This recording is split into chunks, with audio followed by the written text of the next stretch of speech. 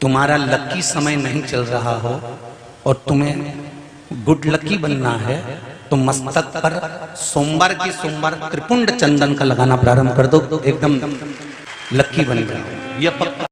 आपका कोई काम अटक रहा है, कोई काम नहीं हो रहा, बहुत परेशान हो गए, बहुत थक गए उस काम के लिए, तो निवेदन करते हैं घी के दिए में काली तिल डालकर सोमवार के दिन शंकर जी के मंदिर के सामने तुमरुका जी का नाम लेकर दिया लगाकर, जिस काम को तुमने दुनिया के आगे कहकर देख लिया, कर देख लिया, नहीं हुआ, उस कार्य को एक बार दिया लगाकर निवेदन कर फिर जाकर देखना, काम आगे बढ़कर ही रहेगा, छूटेगा नहीं। जिस लड़का लड़की का विवाह नहीं होता ना, तो सोमवार के दिन उसको शमी पत्र के नीचे बिठाकर और शमी के वृक्ष के नीचे बिठाकर शमी वृक्ष के जड़ की मिट्टी का तिलक लगाकर हाथ में शमी वृक्ष के हाथ में लड़का या लड़की के हल्दी लगाकर शमी वृक्ष पर छापे लगाकर और वहीं पर उसका मीठा मुंह करा दिया जाता है, तो 3 महीने में विवाह हो जाता है। स्कंद पुराण। केवल एक शिवलिंग की पूजन करने वाला केवल शंकर की पूजन नहीं करता है पार्वती, शिवलिंग की पूजन करने वाला 33 कोटि देवी देवताओं का स्मरण एक शिवलिंग पूजन में कर लेता है। शंकर भगवान के मस्तक पर अपन ये हाथ में जो चंदन लेते हैं, जब चंदन अपन भगवान देवादिदेव महादेव को त्रिपुंड लगाते हैं, कभी लगाया आप लोगों ने? लगाया? तो ये देवादिदेव महादेव को जब अपन त्रिपुंड लगाते हैं तो इस त्रिपुंड में 27 देवी देवताओं का निवास होता है। कितने देवी देवता होते हैं? 27। प्रथम रेखा में 9, दूसरी रेखा में 9 और तीसरी रेखा में 9। जो शिवजी के मस्तक पर प्रथम रेखा होती है, सबसे पहली रेखा, उसमें 9 देवियों का निवास होता है। पार्वती, मेरे मस्तक पर जब दूसरी रेखा कोई खींचता है तो उसमें 9 ग्रह का निवास होता है। और सुनो पार्वती, जब मेरे मस्तक पर कोई तीसरी रेखा खींचता है तो रेखा वो लगाता है और उसके घर में 9 निधि में प्रदान कर देता हूं। प्रथम रेखा में शंकर भगवान कहते हैं 9 देवियों का निवास होता है। त्रिपुंड की दूसरी रेखा में देवादिदेव महादेव कहते हैं 9 ग्रह का निवास होता है। और त्रिपुंड की तीसरी रेखा में 9 निधि का निवास होता है। और ये 9 निधि शिवजी कहते हैं मैं त्रिपुंड लगाने वाले को अपने आप प्रदान कर देता हूं, कोई देता नहीं, मैं स्वयं दे देता हूं।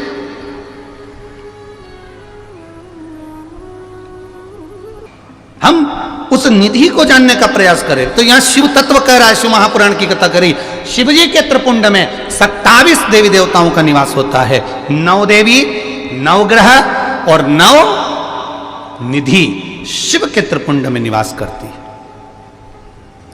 के घर में कमाने वाले 2-4 हैं, पैसा तो आ रहा है और घर में टिक नहीं रहा, डॉक्टर में, पुलिस में, एक्सीडेंट आदि में, कहीं गलत जगह पर व्यसन में अगर पैसा जा रहा है, जुए में, मांसाहार, मदिरा पान, या कहीं आया पैसा आने में कमी नहीं, आ रहा है पर टिक नहीं रहा, रुक नहीं रहा, कोई मांगने आ गया, दे दिया, फिर वहां से अपने पास नहीं आ रहा, अपन कह रहे हैं भैया हमारा पैसा लौटा दो, नहीं आ रहा। तो महाराज शिव महापुराण की कथा कहती है एकादशी के दिन गंगा के जल में मात्र 7 बेलपत्री डालकर, जो नंदीश्वर भगवान अर्थात जो शंकर जी के शिवलिंग के सामने नंदी होता है, उस नंदी के चरण पर गंगा का जल चढ़ाकर बेलपत्री शिव पर समर्पित कर देता है, उसके घर में रुपया रुकना चालू हो जाता है, फिर वो गलत जगह पर नहीं जाता, गलत स्थान पर वो धन जाएगा ही नहीं।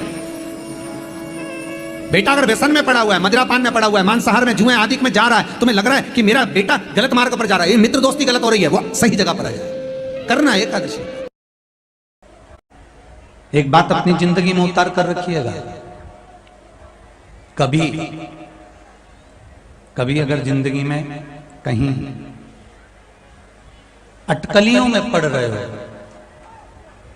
कहीं तुम्हें ऐसा लग रहा है कि मैं बहुत अटकलियों से निकल रहा हूं, एक समस्या पूर्ण होती है, दूसरी समस्या पड़ जाती है, दूसरी समस्या पूर्ण होती है, तीसरी समस्या पड़ जाती है, तीसरी समस्या पूर्ण होती है, चौथी पड़ जाती है। तो एक काम जरूर करना कि बेलपत्री के वृक्ष के नीचे, बेलपत्री की जड़ में लाल चंदन का पानी 1 लोटा प्रत्येक सोमवार को चढ़ाना प्रारंभ कर दीजिए। अपने आप अटकलें सुलझना।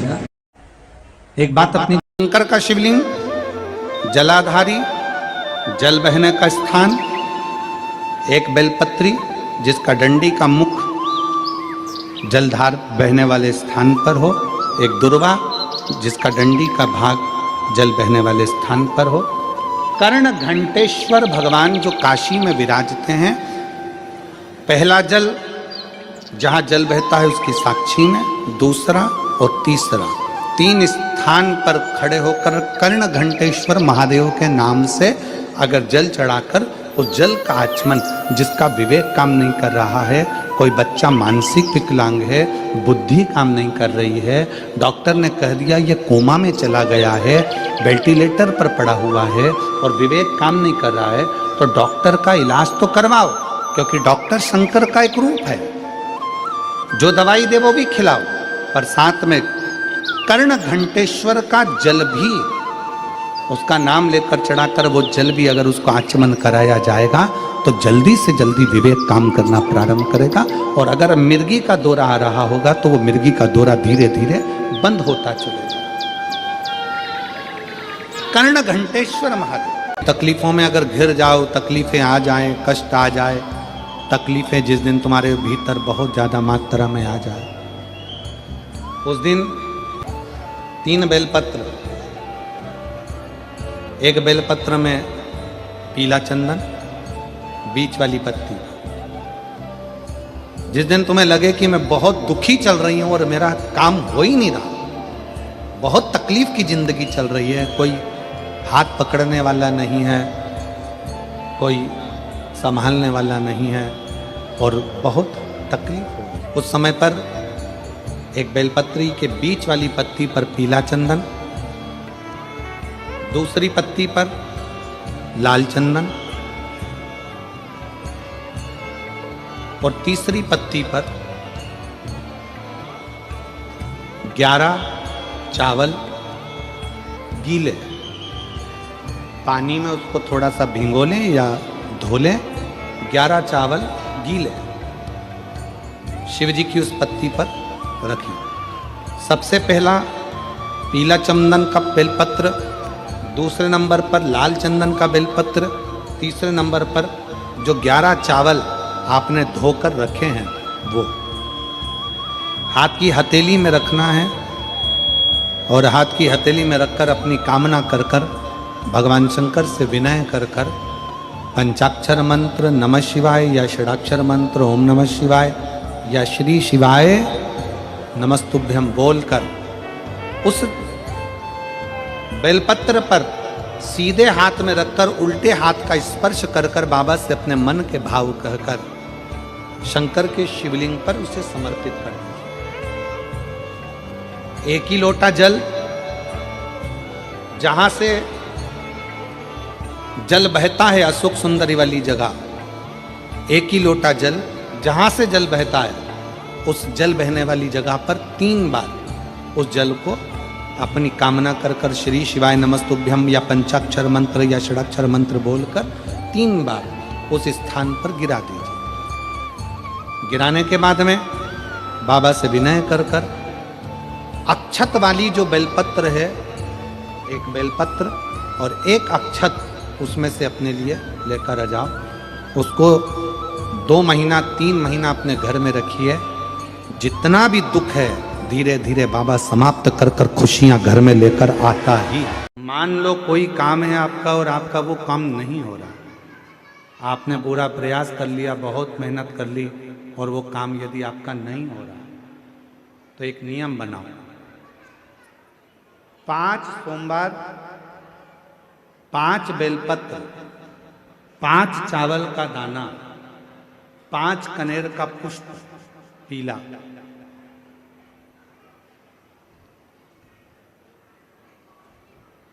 शिव जी के मंदिर में लेकर जाइए। सबसे पहले अशोक सुंदरी वाली जगह पर वो 5 बेलपत्र, 5 चावल के दाने और 5 कनेर का पुष्प, अशोक सुंदरी की जगह, आपको मालूम है ना अशोक सुंदरी की जगह सबको। ये जो शिवलिंग है, ये जो जलाधारी है, ये माता पार्वती जी का हस्त कमल है। शिवलिंग शंकर भगवान का स्वरूप है। जल जो बहता है, राइट में गणेश जी, लेफ्ट में कार्तिकेय जी, बीच में एक मोटी सी लाइन होती है शिवलिंग के सामने, वो अशोक सुंदरी का स्थान है। शिवलिंग के ठीक ऊपर भगवान शंकर जी का जो जल बूंद बूंद गिरता है, वो भगवान शंकर जी की 5 बेटियां जया, विषहरा, श्यामली बारी, दौतली और देव। इस स्थान पर आप जो भी 5 बेलपत्र, 5 चावल का दाना, 5 कनेर का पुष्प लेकर गए हो, यहाँ समर्पित करो। शिव जी से प्रार्थना करो, बाबा मेरा ये काम है, हो नहीं रहा। यही सामग्री को उठाकर शंकर भगवान के शिवलिंग पर समर्पित करो। बाबा से प्रार्थना कर कर, बाबा इसको स्वीकार करना। जैसे अशोक सुंदरी की बात को आप स्वीकार करते हो, वैसे ही अशोक सुंदरी की बात को स्वीकार कर कर मेरी झोली भरना। 5 सोमवार बाबा के मंदिर में जाकर ये प्रयास करना प्रारंभ करो, ये कार्य करना प्रारंभ करो। मेरा देव अधिदेव महादेव जो कार्य अटक रहा है उसको पूर्ण तरह से कर ही दे। एग्जाम का टाइम आए तब एक बेलपत्री पर शहद लगाकर, शिव को लगाकर चले जाना। उस पर विश्वास कर कर कि मैंने जो याद किया है वो पूरा लिख कर आऊंगी। फुल कॉन्फिडेंस के साथ, अपनी मेहनत के साथ एक बेलपत्री शिव को लगाकर फिर जाओ परीक्षा हॉल में। फिर देखो हाथ तुम्हारे होंगे, कलम तुम्हारी होगी और लिखने वाला मेरा महाकाल बाबा होगा। लिखिए। शंकर भगवान को जो समर्पित होता है, बेलपत्री शिव जी को जो समर्पित होती है, जल जो शिव जी को समर्पित होता है, वो थोड़ा सा कहीं चरणामृत के रूप में, थोड़ा सा कुछ पंचामृत के रूप में देवराज नाम के ब्राह्मण को भी प्राप्त हो गया। बहुत अंतर है महाराज। देवराज नाम के ब्राह्मण ने वो चरणामृत, वो पंचामृत जो द्वार पर मिल रहा था शिव मंदिर के, उसको लिया जरूर है पर उसको पान नहीं करा, उसको छोड़ दिया गया, एकांत में कहीं ले जाकर उसको डाल दिया गया। अब जरा ध्यान देना, कितना कितना हमारे यहाँ शास्त्र कह रहा है कि मान लो आपके सामने सांवरिया जी का प्रसाद आ गया, नाथद्वारा का प्रसाद आ गया, बद्रीनाथ का प्रसाद आ गया, द्वारका जी का प्रसाद आ गया, तिरुपति का प्रसाद आ गया, या 12 ज्योतिर्लिंग में से किसी ज्योतिर्लिंग का प्रसाद आ गया, और मान लो आपका व्रत है और आप वो प्रसाद नहीं ग्रहण कर सकते, तो फिर क्या करोगे? शिव महापुराण की कथा कहती है उसको हाथ में लेकर मस्तक से लगाकर भले आप दूसरे को प्रदान कर दो, पर प्रसाद अगर तुम्हारे पास में आया है तो उसका स्पर्श जरूर करिए। उस स्पर्श मात्र से भी आपको सुख का अनुभव होगा, मात्र स्पर्श मात्र से। और चलो सहज भाषा में, शिव मंदिर के बाहर आ रहे हो, शंकर की चौखट से बाहर आ रहे हो, शंकर भगवान के द्वार से बाहर आ रहे हो, पीछे पलट कर देख लिया, ठीक है। नहीं पलट कर देखा तो देहली पर भी अगर आपने हाथ फेर लिया और द्वार पर भी यदि आप हाथ फेर कर हृदय से लगाकर, मस्तक से लगाकर वापिस आ भी जाते हो तो उसमें भी प्रसाद का ही फल प्राप्त होता है। शिव की चौखट पे प्रसाद का फल मिल जाता है। शंभु शरणे।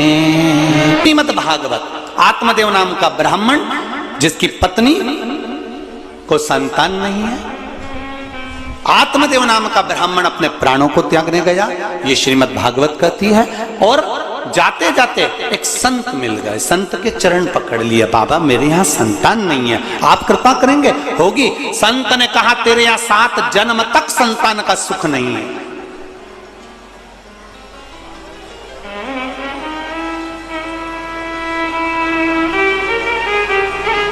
तेरे यहां 7 जन्म तक संतान का सुख नहीं है। अब देखिए प्रसाद में क्या बल होता है,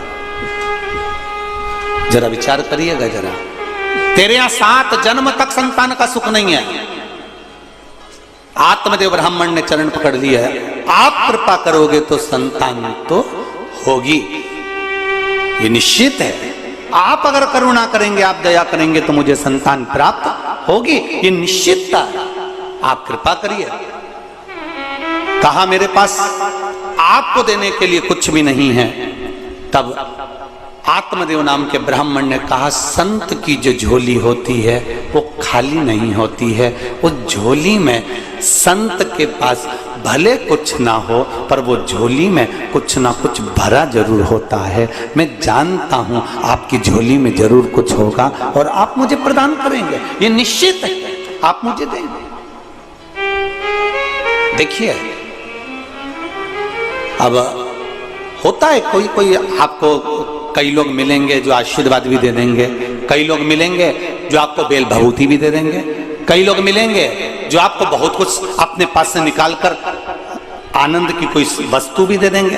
पर शिव महापुराण की कथा कहती है, शंकर भगवान के पास जाओगे, शिव के द्वार जाओगे तो भगवान शंकर को आपने केवल 1 लोटा जल जो चढ़ाया है, शिव को जो बेलपत्र समर्पित करी है, शिव को जो 1 दावना चावल का समर्पित करा है, शंकर को 1 फूल की अगर पंखड़ी भी चढ़ाई है, तो शिव कथा कहती है आपको मांगने की जरूरत नहीं पड़ेगी। जब आप पात्र लेकर घर जाएंगे तो शिव खुद उसको भरकर भेज देता है, उसमें मांगने की जरूरत नहीं पड़ती। ईश्वर क्या है, भगवान क्या है, जिस दिन तुम्हें समझ में आ गया तुम्हारी जिंदगी सार्थक हो जाएगी। कर्म करो, मेहनत करो, परिश्रम करो और छोड़ते चलो उस देवाधिदेव महादेव पर, लक्ष्य तक वो पहुंचाए।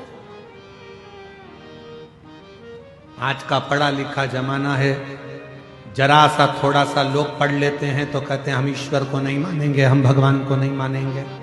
थोड़ी अकल लो, वो अंबानी परिवार से थोड़ी अकल लो, करोड़ों का धन है, वैभव है, उसके बाद भी भगवान की भक्ति में हमेशा लगा ही रहते हैं।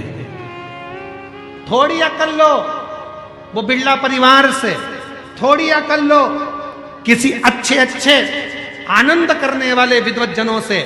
थोड़ा सा पढ़ लिए, भगवान को नकार दिया, हम नहीं मानते, हम डॉक्टर बन गए, हम ये बन गए, हम कलेक्टर बन गए, हम ये बन गए, हम परमात्मा को नहीं मानते। मत मानो।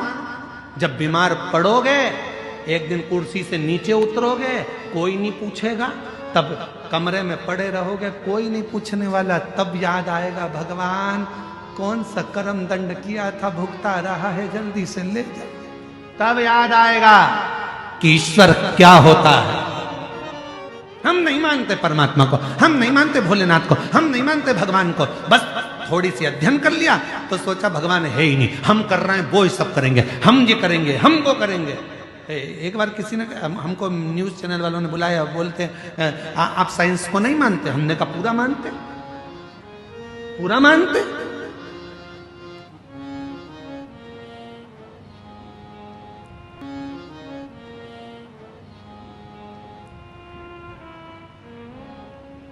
पर आप तो कहते हो कि 1 लोटा जल सारी समस्या का हल। हमने कहा बिल्कुल हम ये कहते हैं, क्योंकि एक समय ऐसा आता है डॉक्टर इलाज करने जाता है, ऑपरेशन करने जाता है, और जब ऑपरेशन बिगड़ता है तब डॉक्टर भी आखिरी में कह देता है अब उसके हाथ में है। मतलब डॉक्टर को भी मालूम है कि एक डॉक्टर और बैठा है जो तुरंत निर्णय पलट देता है और कुछ ना कुछ अच्छा कर देता है, ये उसको भी मालूम है। मान लो कर्जा बढ़ गया है, 5 लाख, 7 लाख, 3 लाख, 4 लाख, 2 लाख, कोई भी थोड़ा सा भी कर्जा अगर मस्तक पर है, माथे पर है, तो शिव जी की श्यामली बारी नाम की जो कन्या है, बेटी है, उस बेटी का नाम लेकर लाल चंदन बीच वाली पत्ती पर लगाकर लाल कलर का चंदन बीज वाली पत्ती पर लगाकर भगवान शंकर के ऊपर जहां भी तुम बैठे हो डंडी का मुख अपनी ओर करते हुए शिवलिंग पर समर्पित करो। उसी बेलपत्र को वापस उठा लें, एक रात्रि तक अपने घर पर रखें, दूसरे दिन प्रातः में पुनः उस बेलपत्र का विसर्जन करें। विसर्जन करते समय आपके ऊपर कितना कर्जा है, कितना कर्जा आपके ऊपर है, उसका स्मरण करते हुए, शिव जी से विनय करते हुए और अपनी मेहनत को 4 गुना करो, अपने कार्य को बढ़ाओ। दुकान हो, नौकरी हो, सर्विस हो, बिजनेस हो या कोई भी कार्य कर रहे हो उसको लगनता से करना प्रारंभ करो। धीरे धीरे मेरा भोले बाबा आपका हाथ पकड़ेगा और कर्जे से मुक्त जरूर करेगा।